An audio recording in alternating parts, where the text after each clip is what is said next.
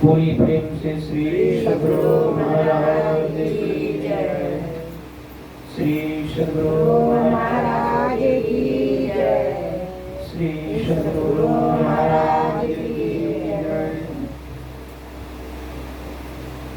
मंगल मूर्ति सद्गुरु निर्मल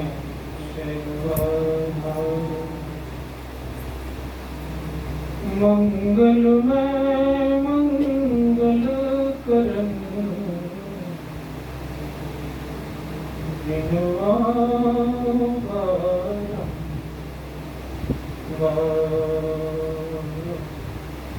बाबू सुबह अपना मोबाइल बंद करो। सद्गुरु सुखदा महिमा कहीं न जाए,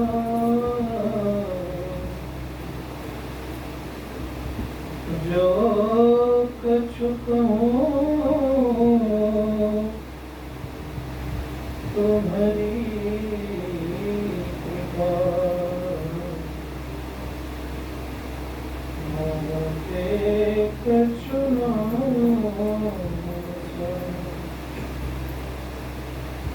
बोली प्रेम से श्री सद्गुरु महाराज की जय।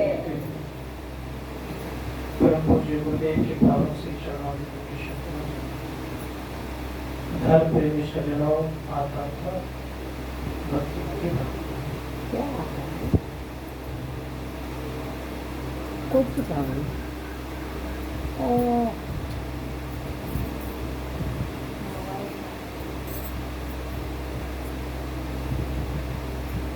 आज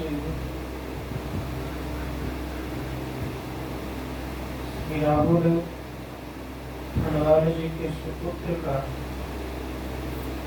अन्नप्राशन था। उसी अन्नप्राशन के उपलक्ष्य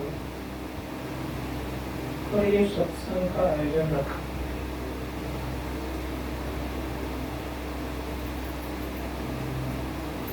इसमें तीनों भाई का बड़ा सहयोग है और विशेष एक उनकी माता जी अर्थात श्री भीम वर्णवाल, श्री सचिन वर्णवाल और छोटे का नाम है श्री राहुल। राहुल वर्णवाल के सुपुत्र का आज अन्नप्राशन। आवाज ठीक करा जी। बैठो।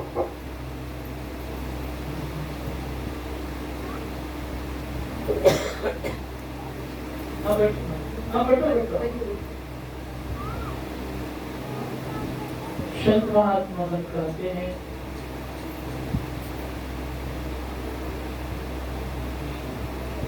सत्संग में आते वही हैं, उन्हीं के नाम पर सत्संग भी हुआ करता है जो पुण्यवान हुआ करता है। बच्चे अवश्य ही पुण्यवान है, इसमें कोई संदेह नहीं।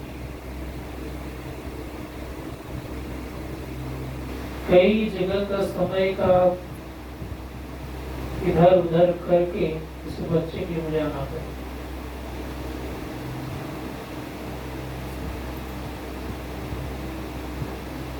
क्योंकि उसके पुण्य जो होते हैं उसको खींच करके ले आता है। जिसके पुण्य कमजोर पड़े रहते हैं, जिसके जीवन में पुण्य नहीं हुआ करता है,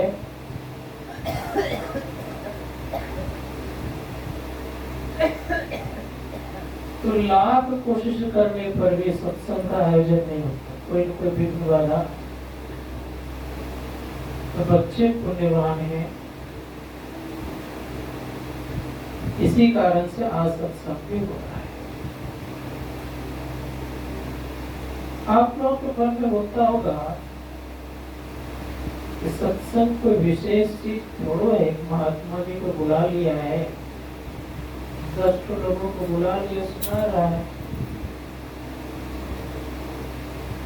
सदैव याद रखिएगा, और जहां तक मेरी आवाज आती है वो लोग भी सुने। सत्संग भगवान का निज अंग है। समझते हैं निज अंग? निज कहते हैं अपना, अंग कहते हैं शरीर। सत्संग भगवान का निज अंग है, अपना शरीर है। जो इस सत्संग रूपी शरीर से मन लगाता है, समझिए वो भगवान के शरीर से मन लगा रहा है, भगवान के शरीर को प्राप्त कर रहा है। साधारण नहीं है सत्संग। गोस्वामी तुलसीदास जी महाराज को जब भगवान ने दर्शन दिया तो गोस्वामी तुलसीदास जी महाराज कहते हैं कि मुझे कोई विशेष वरदान मत दीजिए। और भगवान राम देने के लिए तत्पर है कि आप वरदान मांगो, मैं दूंगा। ये कितने उच्च कोटि के भक्त हैं। भगवान कह रहे हैं मैं वरदान दूंगा, और भक्त कह रहे कि मुझे वरदान नहीं चाहिए। बहुत कहने पर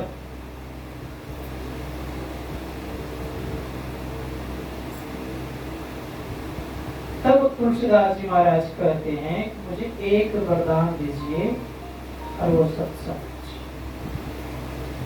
गोस्वामी जी महाराज कहते हैं कि देहि सत्संग निज अंग, श्रीरंग भवभंग कारण शरण सो कहाई। हे प्रभु मुझे सत्संग का वरदान दीजिए। संसार में सत्संग के वरदान से प्रशंसा का और कोई वरदान है ही नहीं। इसीलिए क्या मांगा उन्होंने? कहा जो आपका निज अंग है, जो आपका अपना शरीर है, वह वरदान दीजिए। जिनको प्रभु ही मिल जाए और कुछ मिलने का बाकी रहेगा, उनको सब कुछ मिल जाता है। इसीलिए सत्संग में जो भी आवे मन लगा करके सुने। सत्संग एक प्रकार का कल्प वृक्ष है, जो भी कल्पना करेंगे उसको। इसीलिए सत्संग मन लगा कर बेमन से सुने हुए सत्संग का भी पुण्य मिलता है, लेकिन अल्प मिलता है, थोड़ा। और मन लगा के सुनेंगे तो 16 आना मन लगा दिए तो समझिएगा तो पूरा पूरा फल मिलेगा। इसीलिए शास्त्रकार कहते हैं कि सत्संग सुनना चाहिए। भगवान शिव, अभी शिवरात्रि है ना, 8 तारीख को शिवरात्रि था। पूरे भारतवर्ष में लगभग 1 नंबर का देवता भगवान शिव को मानते हैं। सबसे अधिक पूजा किसकी होती है? भगवान शिव। दूसरे नंबर पर आता है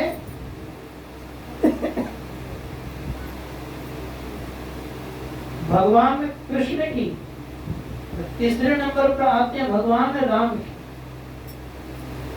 भक्तों की संख्या बता रहा हूं।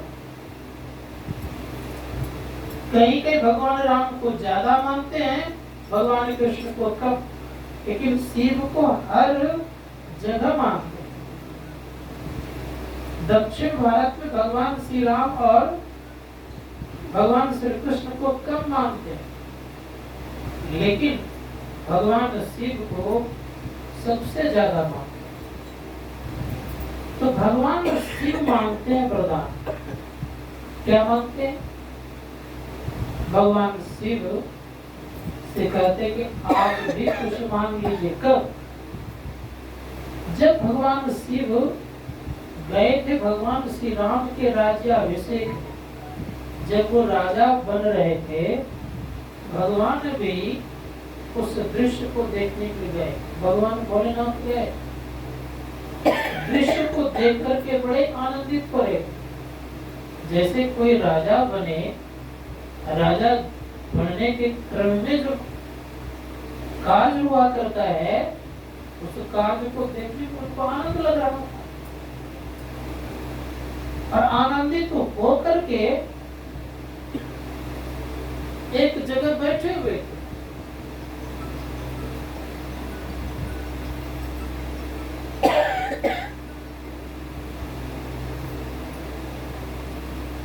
परिणाम ये हुआ, सबको कुछ न कुछ दे रहे थे भगवान राम। भोलेनाथ इस दृश्य को देखकर बड़े आनंद होते, आज प्रभु का राज्य अभिषेक है, दे रहे हैं सब कुछ। लेकिन जो नहीं कुछ मांगता है ना, उनको बिना मांगे मिल जाता है, क्योंकि सत्संग है, वो याद रखे। संतों का समागम है, मांगने वाला तो थोड़ा सा मांगेगा, क्या मांगेगा। मैं एक जगह गया था, अखिल भारतीय के हेतु साधु महात्माओं के संग सहायता लेने के लिए। तो मेरे साथ जो गए थे उन्होंने क्या किया, तो रसीद में 25,000 भर दिया। मैं चुपचाप देख रहा। तो देने वाले कहते कि आप लोग घाटे में रह गए। समझ गए हम। फट से उनके हाथ से हम रसीद लिए, उनको थमा दिए, अब तो भर दीजिए, अभी तो बहुत सारा पन्ना खाली।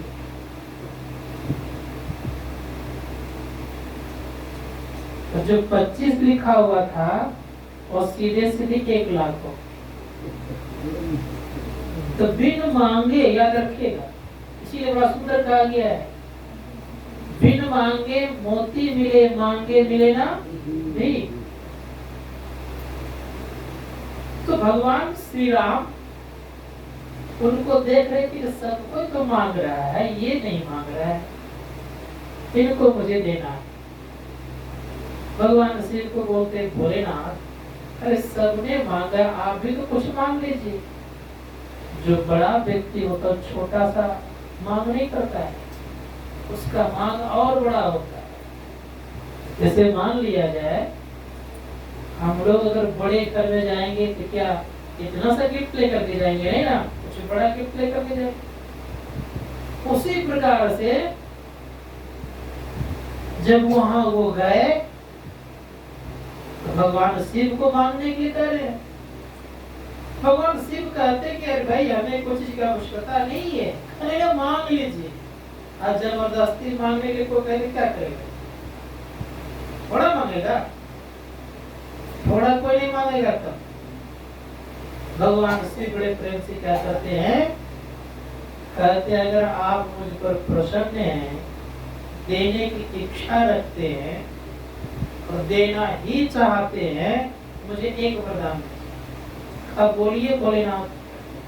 कहा, नाथ एक वर मांगा हूं, हर्षित दे श्री रंग, अपद सरोज अनुपायनी, भक्ति सदा सत्संग। कहा मुझे हर्षित मन से, खुशी मन से क्या दीजिए, एक वरदान, अनेक नहीं। अब एक वरदान दी, क्या मांग लिया, संपूर्ण चीज मांग लिया उसने।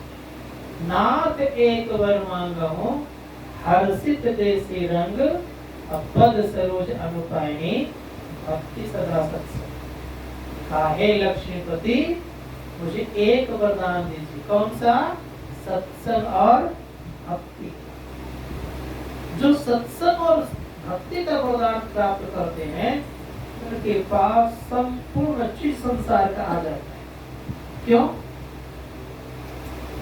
शास्त्रकार कहते हैं और संतवाणी कहती है, गोस्वामी तुलसीदास जी महाराज कहते हैं कि भक्ति क्या है। तो कहा कि भगवान की जो भक्ति है उसको जानना चाहिए क्या है। तो कह रहे हैं, राम भगति जहाँ सुरसरी धारा, सरसई ब्रह्म विचार प्रचारा। राम की भक्ति क्या है, गंगा जी की धारा है। अब ब्रह्म विचार क्या है? ये सरस्वती की धारा है। विधि निषेध में कलिमल हरणी कर्म कथा रविनंदनी वर्णी। करें कि विधि निषेध से तात्पर्य होता है अकर्तव्य कर्म, झूठ, चोरी, नशा, हिंसा, व्यभिचार, इन पंच पापों से जो अपने आप को बचा के रखता है तो क्या होता है? तो कहा ये विधि निषेध है। कलिमल हरणी, पापों को धोने वाला। सूर्य की पुत्री यमुना जी की धारा है। इसीलिए शास्त्रकार कहते हैं कि हर एक व्यक्ति को सत्संग सुनना चाहिए और भक्ति और क्या जानना चाहिए। गोस्वामी जी महाराज कहते हैं कि राम नाम कली काम तरु। राम का नाम क्या है? काम तरु को मतलब होता है कल्प वृक्ष। राम नाम कली काम तरु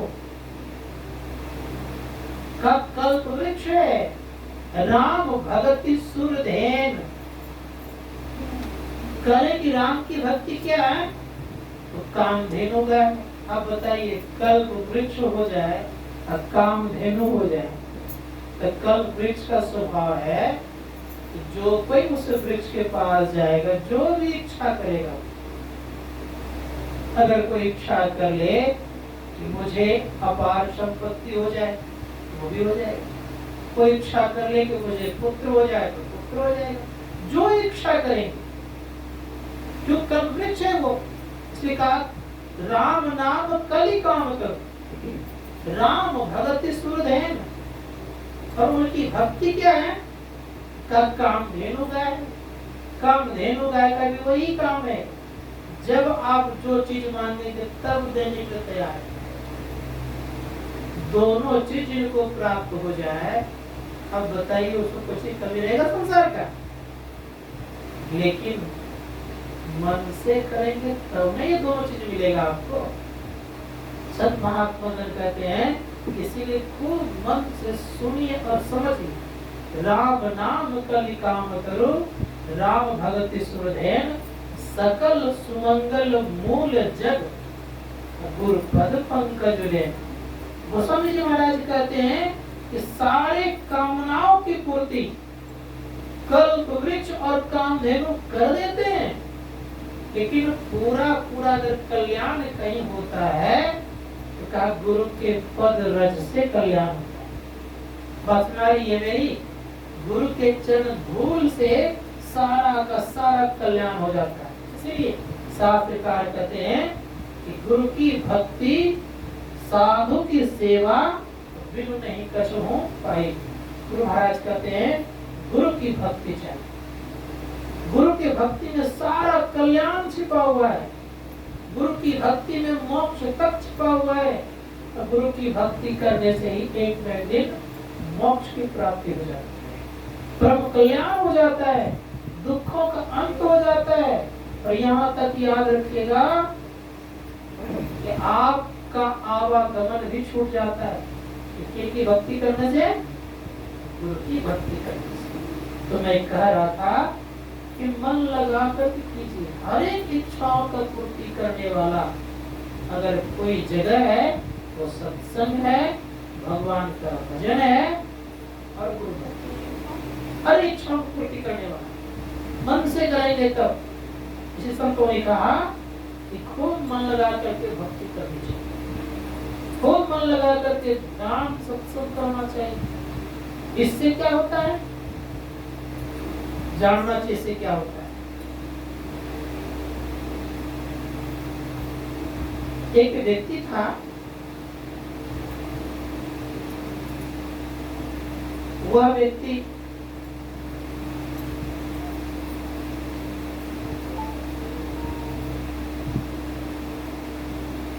प्रत्येक दिन भटकते फिरते रहता। कोई चीज उनके जीवन में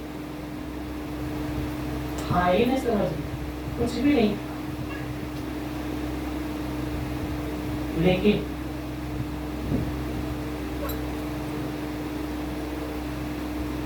बोल के सुनाता हूँ मैं हमारे गांव की स्थिति। इतने उम्र में उनके पिताजी गुजर गए, 3-4 साल पसंद। उसी समय मां को लकवा मार दिया, घर नहीं है, मां को लकवा मार दिया है, पिताजी गुजर गए हैं। ये सच्ची घटना सुना रहा हूं आपको।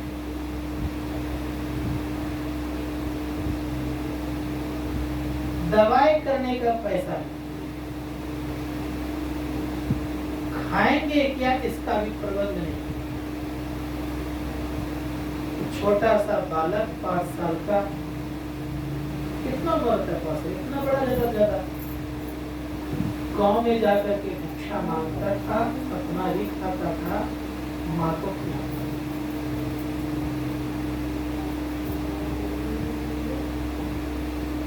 किसी तरह से परमात्मा की कृपा और हल्का फुल्का दवाई से चलने लगे। सहारा कोई नहीं है, लेकिन संत सदगुरु महाराज की तस्वीर लगी हुई है।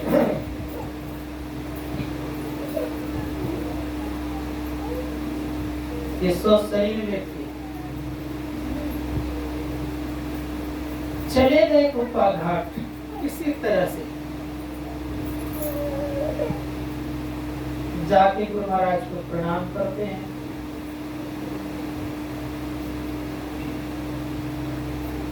अब गुरु महाराज से उनकी मां कहती है कि मुझे दीक्षा लेना है।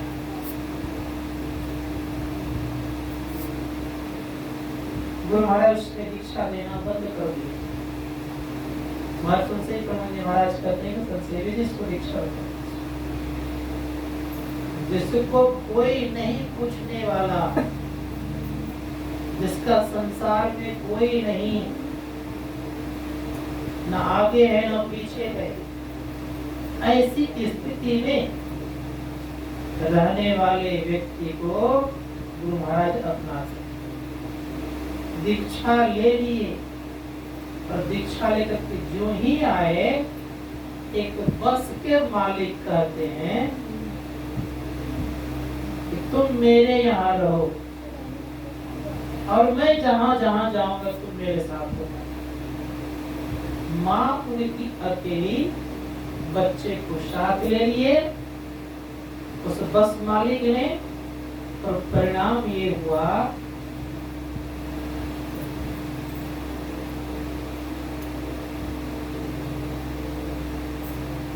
कि कुछ पैसे देने लग गए, गुजर बसर बढ़िया से होने लग गया, घर भी अच्छा बनाए। देखिए घटना सुना रहा हूं मैं आपको। संजोग से जेठ महीने के पूर्व जब चैत महीना होता है ना, लोग चास को उखाड़ने के लिए, अर्थात वो गेहूं चना इत्यादि को उखाड़ने के लिए खेत गए हुए। एक बच्चे के कारण गांव में आग लगी और आग लग जाने के कारण 15-20 घर जल गए। उसका घर था, उस बेचारी का भी घर जल गया, लेकिन उनके लड़के कुछ सयाने हो गए थे। बता दूं मैं आपको, उस समय लगभग अच्छा रुपया एक धान वाला कोठी होता है ना, देहात में सुने होंगे आप लोगों ने, तो कोठी के ताका में, धान वाले कोठी की ताका में लगभग आधा लाख रुपया रखे हुए, कमा कमा के। मैं आपको विश्वास दिला रहा हूं, सच्ची घटना सुना रहा हूं। उसमें गुरु महाराज का तस्वीर लगी हुई थी। उसी घर में भी जाके ध्यान कई बार किया। इतना राख है, एक बांस का था अलगनी, उस पर कपड़ा रखा करती थी।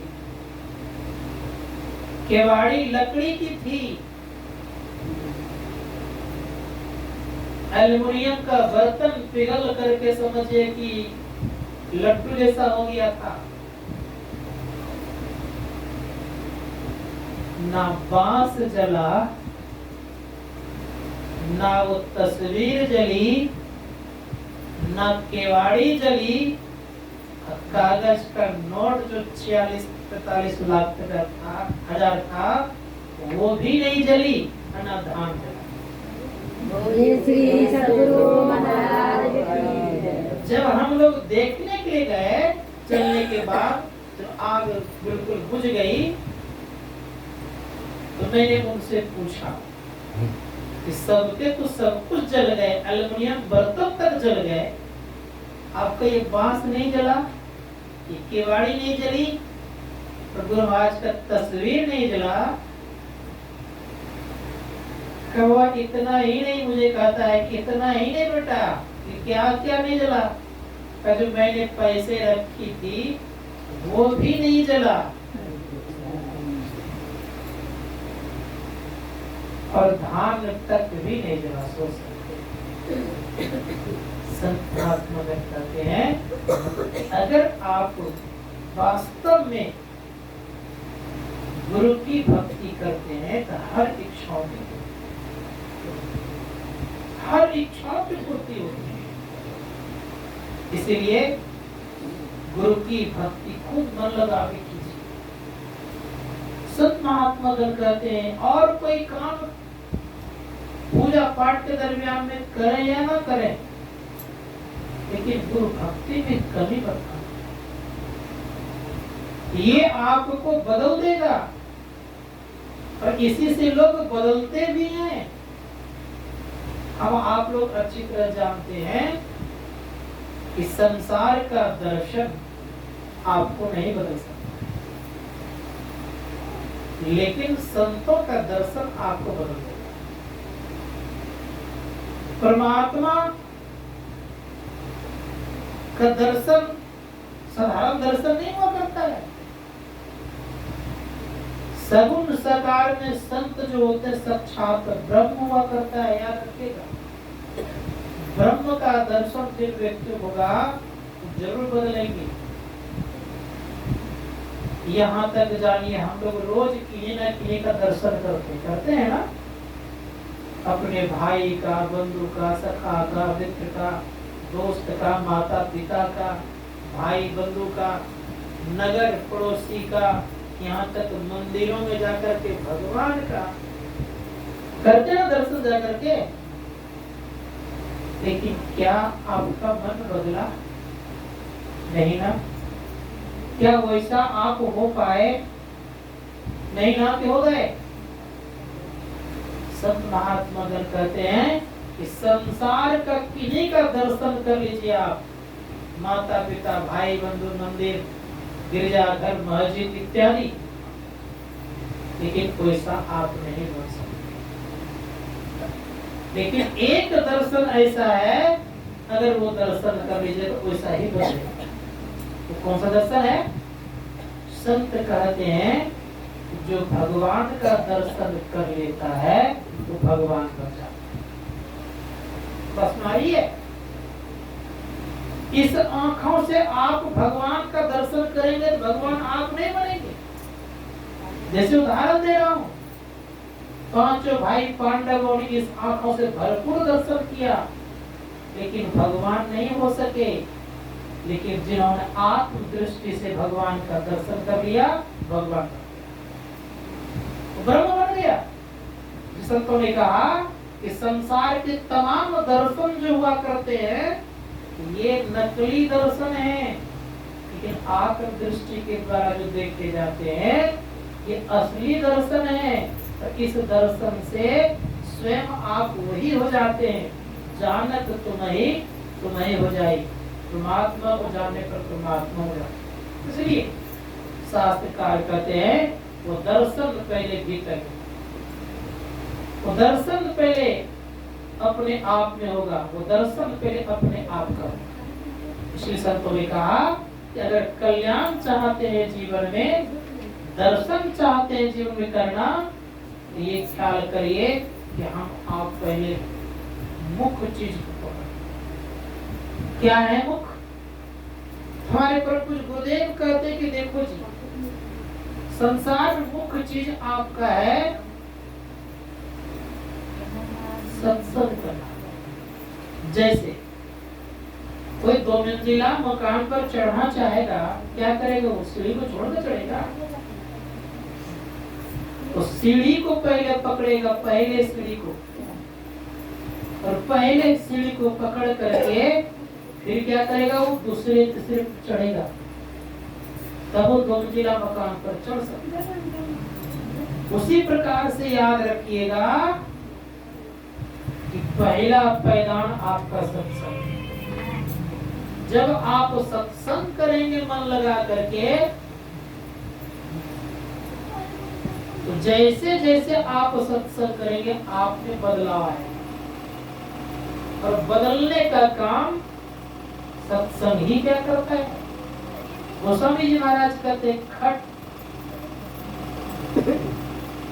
गोस्वामी जी महाराज कह रहे हैं सठ सुधरई सत्संगति पाई पारस परस धातु स्वामी।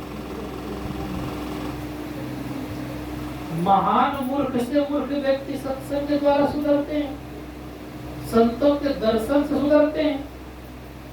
हम लोगों ने नाम सुना होगा, एक बार अखिल भारतीय लुधियाना में हुआ था, मालूम है आप लोगों को? कुछ बात साहिब स्वामी जी महाराज का कार्यक्रम था। वहां तो अधिकांश सिख लोग रहते हैं लुधियाना में। अब मैं भी वहां गया हुआ था, बता रहा हूँ आपको। जब पूज्यपाद साहिब स्वामी जी महाराज जिनके यहाँ देते, वो अकेला बिहारी था, अब और बिहारी, लेकिन 1 नंबर का पियक्कड़ था, दारू पीता था, दिन में कई बोतल पी जाता था। उसको कहा गया कि आपका घर बढ़िया है, महात्मा लोग आ रहे हैं, आप पड़ा महात्माओं को रहने का जगह दिया है। वो कहता है कि आप पियक्कड़ हैं, पीने वाले हैं, हमारे महात्मा कैसे रहेंगे? धर्मपत्नी का पुण्य तब उदय हुआ, धर्मपत्नी का यहाँ रहेंगे।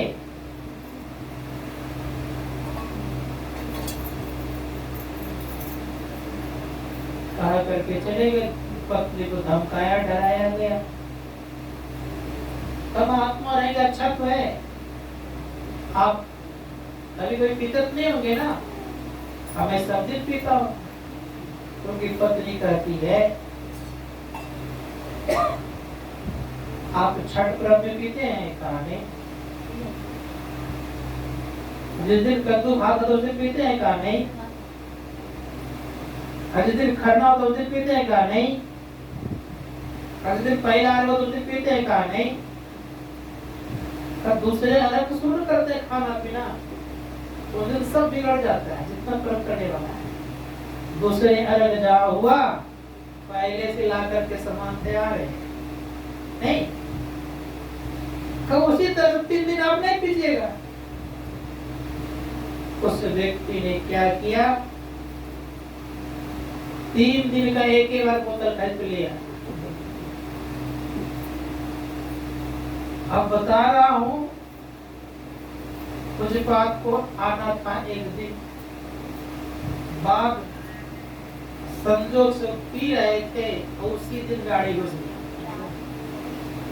अब घुस गए तो बोतल लेकर के बाथरूम में घुस गए। अब बोतल लेके बाथरूम में जब घुस गए, करते क्या?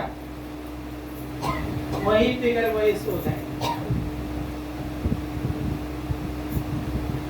अब कुछ बात साहिब को मुझे महाराज सोचते हैं कि घर वाले सब तो कोई दिखते नहीं है, केवल उनकी पत्नी दिखती।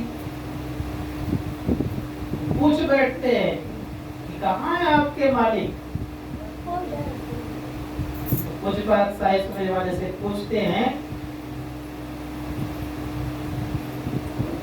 तो उनकी पत्नी कहती थोड़ा सा विश्राम कर रहे हैं, जाकर के बुला करके नहीं लाते। गई बेचारी, बाप फिर को जगाते हैं और जगा करके कहती है उठिए, बाबा बुला रहे हैं आप। अरे मैं नहीं जाऊंगा, मैंने कहा कि पिया हुआ हूं। चलिए ना, बाबा बोल रहे हैं। एक दो बार बोल दिए, एक काम कर, खूब बढ़िया नहा लीजिए आप, खूब सुंदर उसमें क्या करते हैं साबुन लगा लीजिए, देखिए बदबू खत्म हो जाएगी। सेंट लगा लीजिएगा, मुंह में बढ़िया से खा लीजिए कुछ इलायची वगैरह जो खुशबू लगे। हाथ धोआ लिया, स्वच्छ कुर्ता पजामा पहना, मुंह में इलायची ले लिया, गया। पूज्यपाद को जैसे प्रणाम किया, पेट दबा, मुंह से गैस निकला। तो पूज्यपाद कहते हैं दारू पीते हैं। अब क्या बोलेंगे वो? कहते हैं कि हाँ मुझे दारू पीते। पूज्यपाद की तरफ दृष्टि गई थी उनकी, अब उसके मन में होता है कि इन्होंने मुझे देखा है, बात किया है, हमारे ऐसे गिरे हुए व्यक्ति को भी इन्होंने देख करके बात किया है, अवश्य हम इनसे दीक्षा दें। हमको आप दीक्षा दीजिएगा, क्या तुम दारू छोड़ेगा? कहता हाँ आज से हम छोड़ देंगे। तुम प्रतिज्ञा करो कि आज से हम दारू नहीं पिएंगे। जैसे कहा आज से हम दारू नहीं पिएंगे, उसी दिन बुजुर्ग का मौज हुआ, दीक्षा दी। और इतने सुधर गए कि अभी आप जाइएगा तो आज दिन तक वही वहां का जिला आज दिन तक। तो सत्संग सुधारता है, इसीलिए सब महात्मा गण कहते कि सत्संग मन लगा जीवन बदल जाएगा। अंगुली माल ऐसे व्यक्ति बदल गए सत्संग के प्रभाव से। अर्जुन माली ऐसे हत्यारा बदल गए सत्संग के प्रभाव से। अब आप सोचिए, इसलिए शास्त्रकार कहते हैं सत्संग मन लगा करना चाहिए। सत्संग में बदलाव है, जीवन में बदलने का काम करता है। इतना मैं दावे के साथ कहता हूँ, अगर इस जीवन में आपने सदाचार पूर्ण जिंदगी बिता करके थोड़ा थोड़ा भजन ध्यान करते रह गए तो वो दोबारा जन्म जब भी पाएगा अच्छे कुल में पाएगा और मनुष्य जीवन नहीं पाएगा। इसीलिए थोड़ा थोड़ा करते रहे। संत महात्मा गण कहते हैं कि बदलने का काम और संसार में सुखी रहने का काम सत्संग कराता है। गोस्वामी जी महाराज कहते हैं, हमारे परम पूज्य गुरुदेव ने भी कहा है कि जो सत्संग करेगा, त्रिकाल संध्या करेगा, उनको खाने का, रहने का और पहनने का कमी कभी नहीं होगा।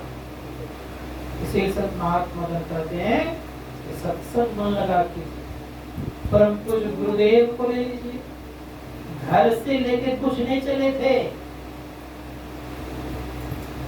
यहाँ तक कि नाव जब पार कर रहे थे एक कपड़ा था और एक पहना हुआ था, वो कपड़ा भी ले लिए, छाता जूता छाता भी ले लिए, सब कुछ ले लिए। एक कपड़ा मात्र पहने हुए थे, केले के पत्ते पहन करके कपड़े के धो करके सुखाए और तब स्नान किए, तब उस कपड़े को पहने।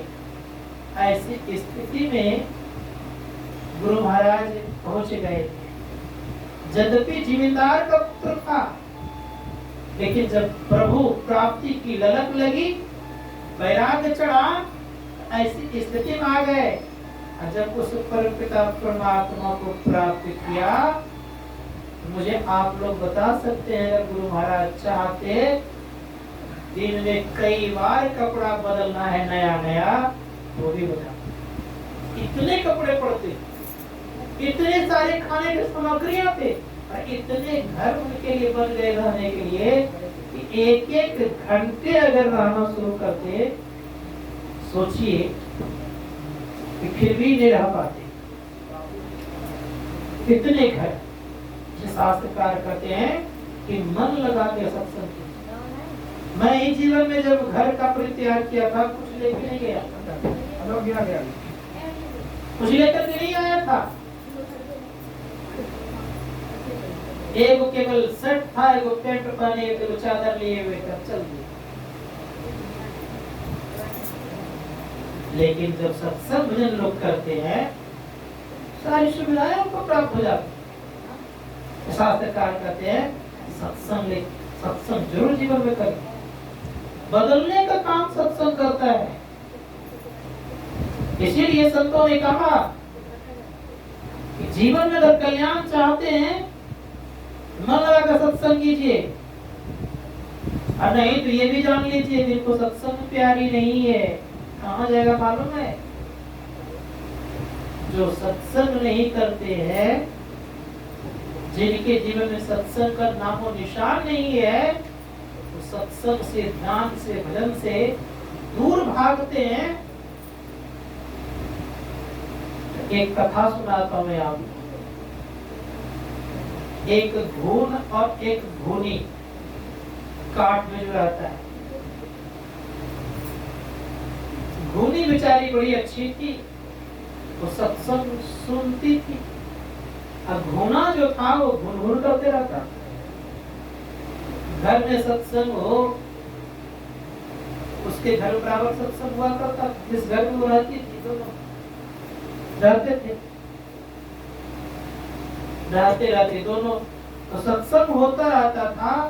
तो घूनी कभी सुनिए ना जी, घून क्या करते रहते हैं? तो घूना कहता है तुम्हें सुनना सुन, हमें क्या मतलब है, हमको तो सुनना नहीं। ठीक है। उसी प्रकार से कुछ लोग यहाँ पर बैठे होंगे, घर की बात करते होंगे, तो सोच लीजिए कहाँ जाएंगे वो। परिणाम ये हुआ दोनों का शरीर छूट गया। घुन जो करते रहता था वो घूना बन गया हाथी। अब जिन्होंने सत्संग को सुना हुआ गए राजकुमार, अब वो क्या करेगा?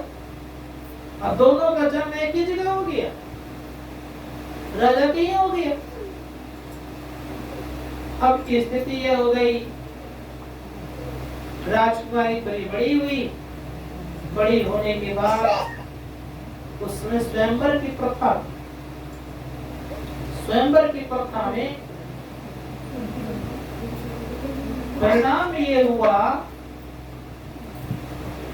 हाथी को वो चीज याद थी, उनको ध्यान दीजिएगा थोड़ा सा, उधर मन दीजिए मत दीजिए।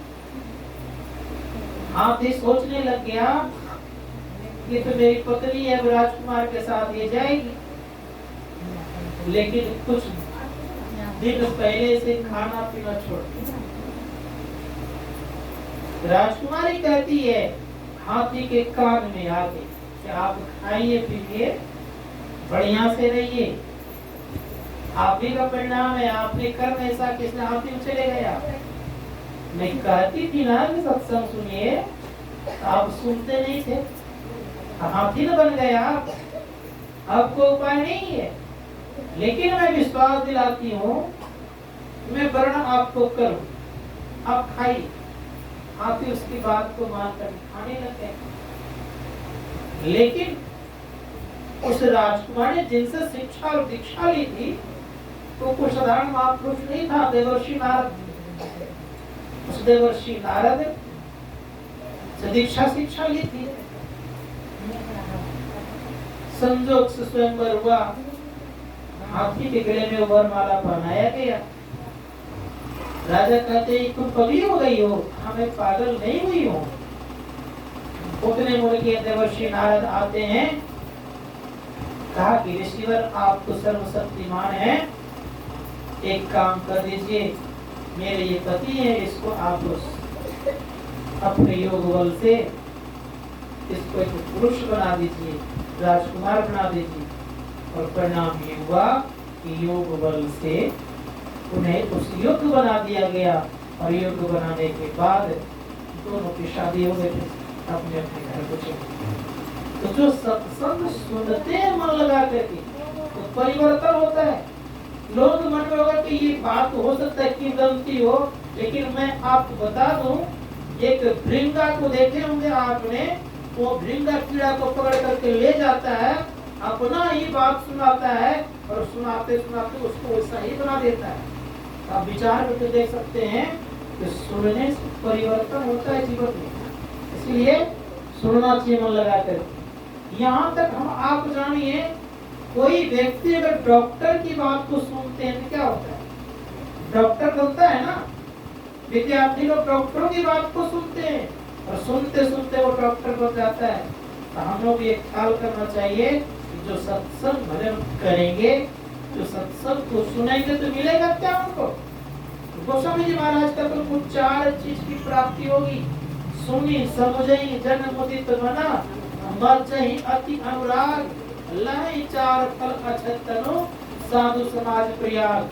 कहा कि 4 फल की प्राप्ति होगी, अर्थ, धर्म, काम और मोक्ष की प्राप्ति होगी। इसीलिए मन लगा करके सुनना चाहिए।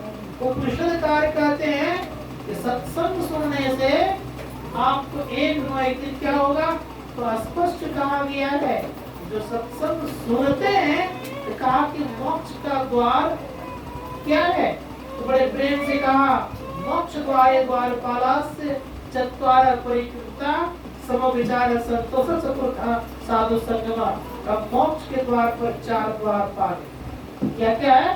सम, विचार, संतोष और साधु संग। ये 4 मोक्ष के द्वार पर रहते हैं। इसीलिए कोशिश करिए जीवन में कि जो सत्संग को पकड़ते हैं, साधु संतों को पकड़ लेते हैं, तो पहले दरवाजे पे खड़े हो।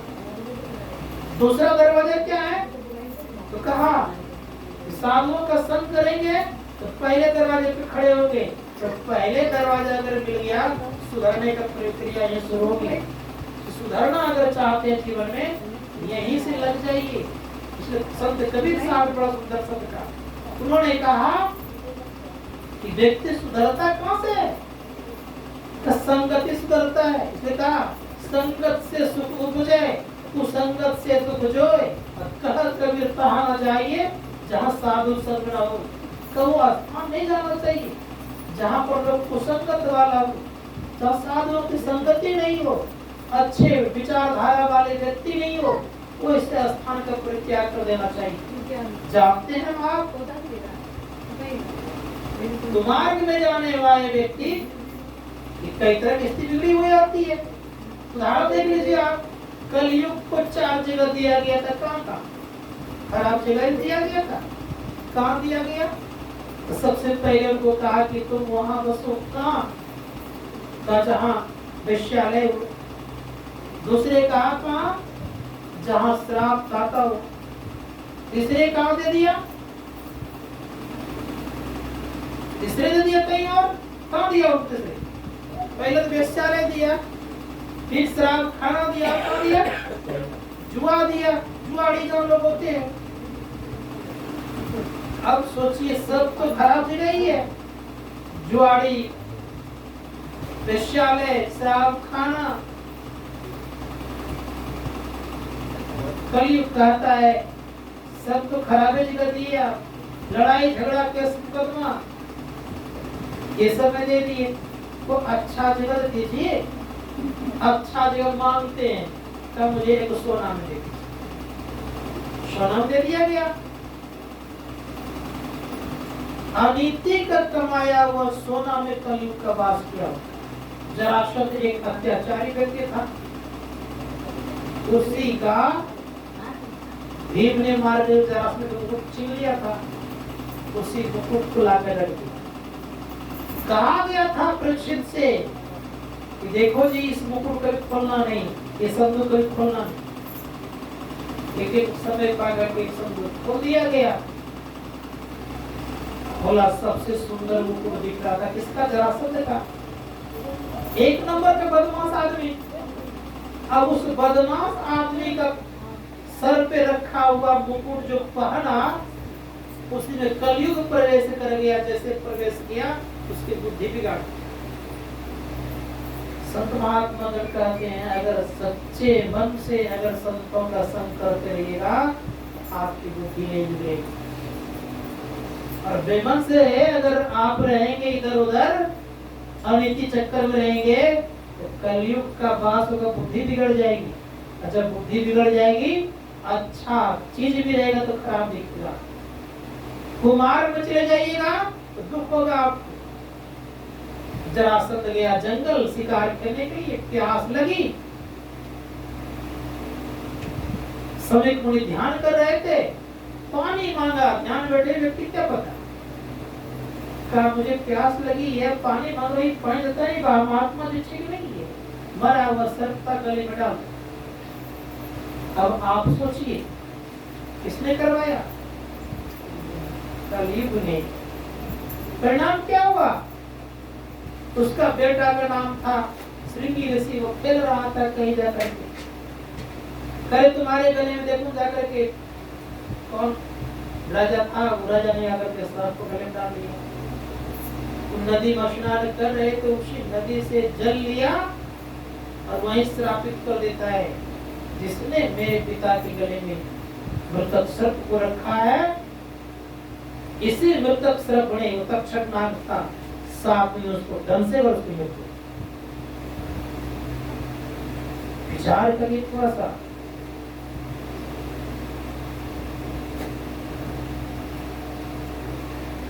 राजा ने देखा था पिताजी अनर्थ काम हो गया, तो अपने पुत्र को कहा। समीक मुनि कहते क्या किया तुमने? अब मैंने श्राप दे दिया। किनको?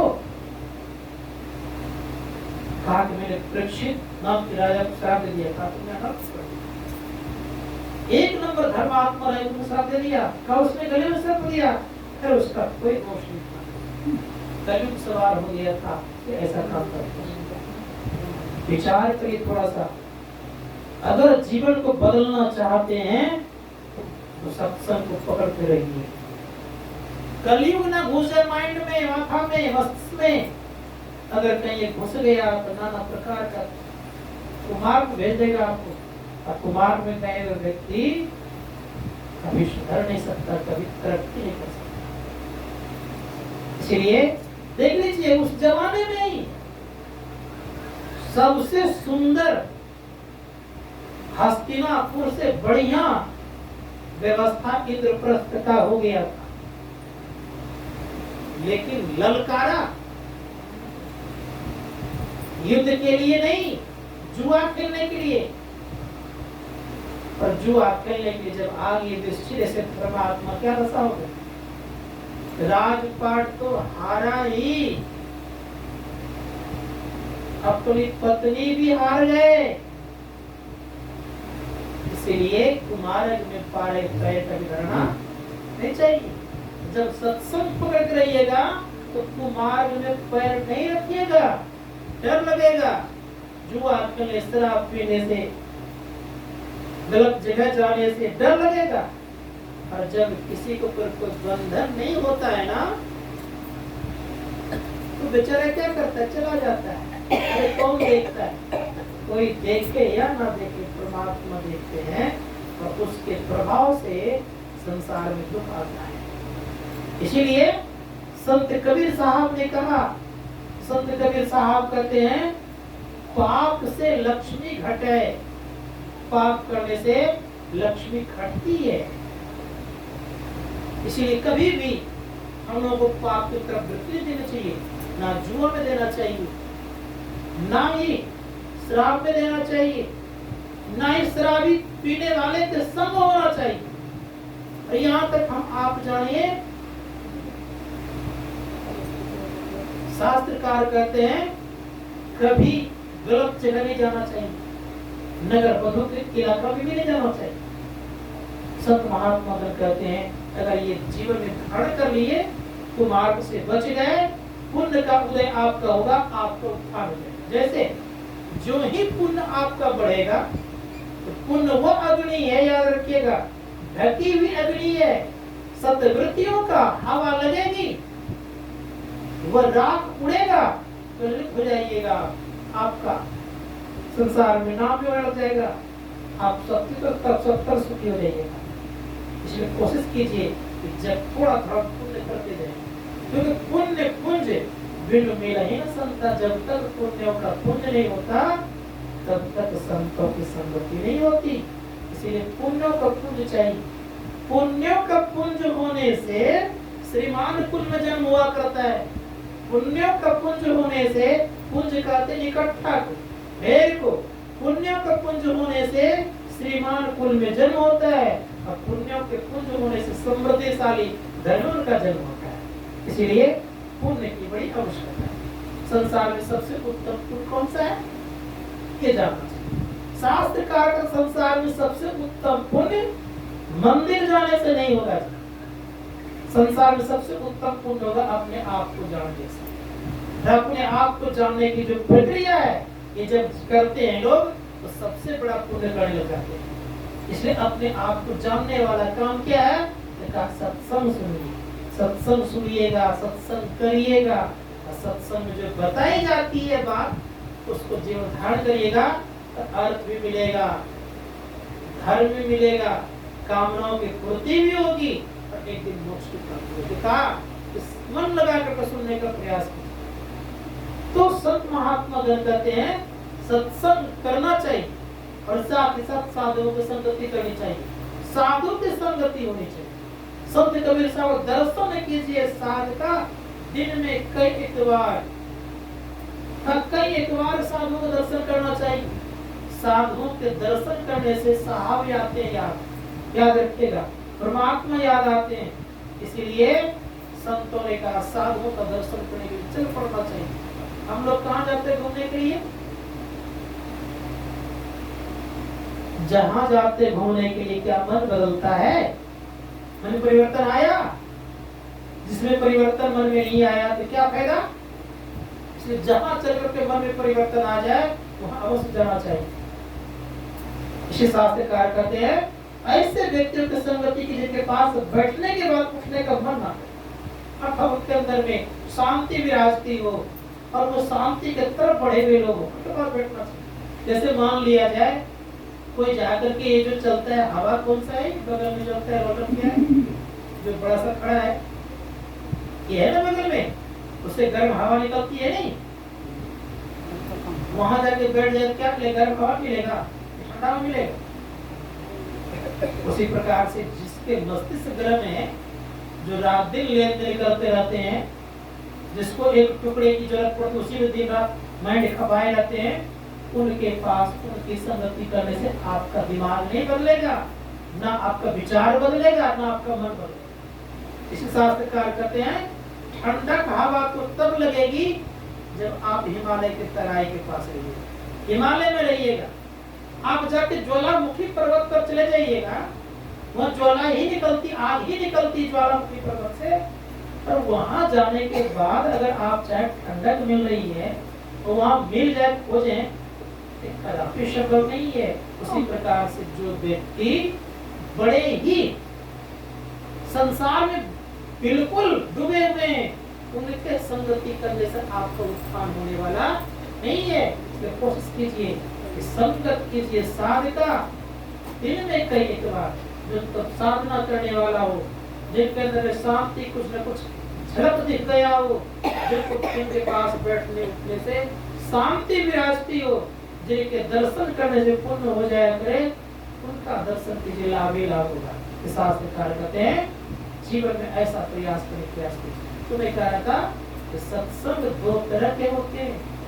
सबसे पहली बात तो ये है कि परमात्मा का दर्शन होना, ये एक नंबर का सत्संग। दूसरी बात, परमात्मा के दर्शन के जो ध्यान करते हैं, इसकी बड़ी आवश्यकता है। शास्त्रकार का तुम्हारे गुरु महाराज कहते हैं धर्म तथा वार सत्संगा अंतर सत्संग ध्यान। जो ध्यान करेगा जो ध्यान करेगा वो व्यक्ति एक व्यक्ति याद रखेगा कि अपना जीवन में कल्याण कर लेगा। धर्म का मूल स्रोत ध्यान है। अगर ध्यान करेगा जो व्यक्ति तो सदैव रखे एक व्यक्ति उसके जीवन में एक शांति विराजे। शांति किधर है? अपने अंदर।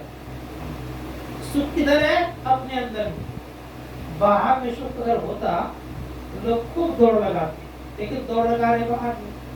भूख किधर लगती है? बाहर में कि अंदर में? बाहर भूख लगती है। जिस प्रकार से भूख लगती है अंदर में, प्यास लगती है अंदर में, उसी प्रकार से शांति भी कहाँ है? अपने अंदर में। परमात्मा भी कहाँ है? अपने अंदर में। तो जैसे जैसे आप अंदर में प्रवेश कीजिएगा वैसे वैसे आपको शांति मिलेगी, सुख मिलेगा। और जब भीतर की शांति और सुख मिलने लग जाएगा तो बाहर की सुख शांति भी आपको आने लग जाएगी। बस में आ गई। संतों ने कहा जैसे जैसे भीतर से आपको शांति मिलना प्रारंभ, बाहर से भी शांति आना प्रारंभ हो जाएगा, बाहर की सुख भी आना प्रारंभ हो जाएगा। भीतर हलचल तो सब कुछ रहते, बाहर भी हलचल। इसलिए भीतर को शांत करने के लिए संत महात्मा कहते हैं मन को पिंड से ब्रह्मांड में ले चलिए। जैसे पिंड से ब्रह्मांड में बन जाएगा, मन एक प्रकार का शिक्षित होगा और शिक्षित मन याद रखेगा। जिस प्रकार शिक्षित घोड़ा युद्ध को जिताता है उसी प्रकार से याद रखिएगा शिक्षित मन आपको परमात्मा तक ले जाता है। इसलिए शास्त्रकार कहते हैं इसका नाम बदल जाता है, मन उल्टे तो सुख कराने। संतों ने कहा इसलिए मन को उल्टाने का प्रयास कीजिए। मन कैसे उल्टता है? तो कहा एक नाम का जप, जप संबंधी रूप का ध्यान करिए, जप रोज करते रहिए, हरदम करते रहिए। अगर हो सके तो चलते फिरते खाते पीते सब जप कर सकते हैं। अगर ये संभव नहीं हो सके तो कम एकाल संध्या बैठ करके ध्यान में अगर मन नहीं लग रहा है एकांत में बैठ के मंत्र का जप करिएगा। मंत्र जाप करने से आपका मन का सिमटा होगा। जितना देर आप सिमटाव करेंगे उतना ही पुण्य आपका बढ़ते जाएगा। इसी संतों ने कहा, बड़े पंच गोस्वामी जी महाराज कहते हैं कि सुनो जी, संसार क्या है? कि राम नाम एक अंक है, साधन सब शून्य, अंक गए कछु हाथ न आवे, अंक रहे 10 गुण। जिस उदाहरण देता हूं मैं आपको, संसार का संपूर्ण साधन शून्य है, याद रखिएगा शून्य है। जैसे मान लिया जाए 1 लाख शून्य दे दीजिए, ये 10 को शून्य दे दीजिए, आप ये 5 को शून्य दे दीजिए, केवल शून्य शून्य शून्य शून्य दे दीजिए। शून्य शून्य शून्य शून्य है, कितना रुपया हुआ?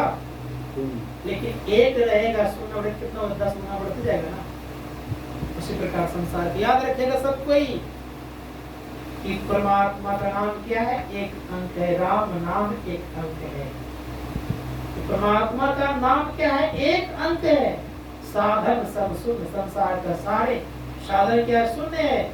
शून्य रहने पर 10 गुना बढ़ते जाएगा, 1 रहेगा तब 10 गुना बढ़ेगा। इसलिए परमात्मा को पकड़ के रहिए, संपूर्ण शून्य लगाते रहिए, जितना लगा उतना बढ़ते जाएगा। संतों ने कहा कि शून्य क्या है? ये तो संसार की वस्तु है और परमात्मा का नाम क्या है? एक अंक है। इस अंक को पकड़ के रहिए, यह लोक और परलोक दोनों सुख। पुनः मैं कह रहा हूँ, परमात्मा का राम नाम, परमात्मा का नाम एक अंक है। संसार की सारी सुविधाएं शून्य है। परमात्मा का नाम अगर रह गया 10 गुना आपके बढ़ते जाएंगे। जैसे मान लिया जाए 1 पर 1 शून्य कितना होगा? 10 हो गया, फिर 1 शून्य कितना हो जाएगा? 100 हो जाएगा, फिर 1 शून्य 1000 हो जाएगा, फिर 10,000 हो जाएगा, फिर 1 लाख हो जाएगा, फिर 1 शून्य साढ़े कितना होगा? 10 लाख हो जाएगा, फिर 1 करोड़ हो जाएगा। उसी प्रकार से 1 शून्य बढ़ते जाएगा। लेकिन 1 नहीं रहा, 6 घोषणा भी क्या रहा? कुछ नहीं था। इसलिए परमात्मा को भजन करते रहिएगा, संसार बढ़ते रहिएगा। यहाँ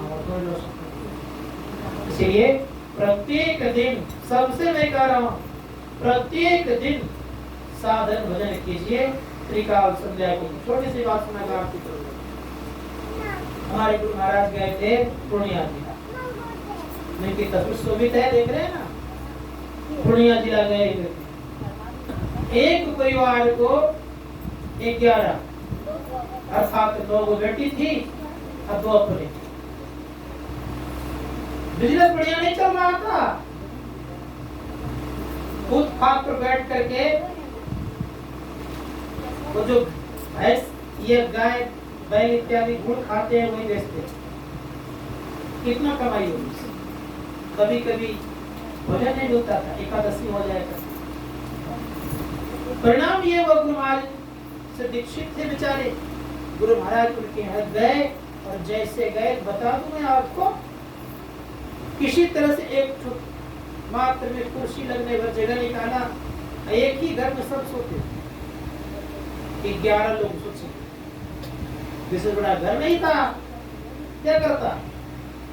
परिणाम ये गुरु महाराज उनकी स्थिति को देखते हैं, कहते हैं वहीं पर जो त्रिकाल संध्या करते हैं जी, सुनिए गौर से सब कोई जो कब करते हैं आप लोग। त्रिकाल संध्या जो करते हैं उनको खाने का, रहने का, पहनने का कभी नहीं होता।